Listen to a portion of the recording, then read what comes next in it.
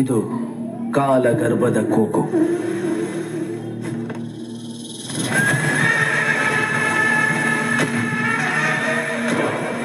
ಚರಿತ್ರೆಯ ಎದೆ ಸೀಳಿ ವರ್ತಮಾನದ ಕಿವಿಗಪ್ಪಳಿಸಿದ ಗರ್ಜನೆ. ಯಾರೋ ಹೆಣೆದ ಕಟ್ಟುಕಥೆಯಲ್ಲ, ಜನರಿಗಾಗಿಯೇ ಬದುಕಿದ ವೀರನ ದಂತಕಥೆ.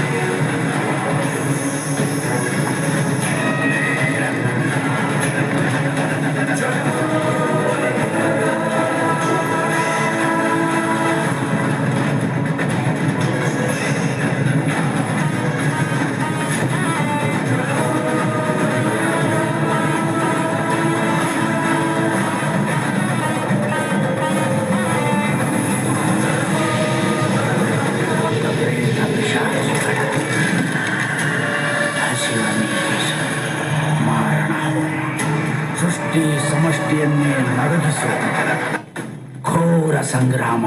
ವಿಧಾತನ ವಿಧಿ ಬರಹವನ್ನೇ ಚದುರಿಸೋ ಕ್ಷುದ್ರ ಮಂತ್ರ.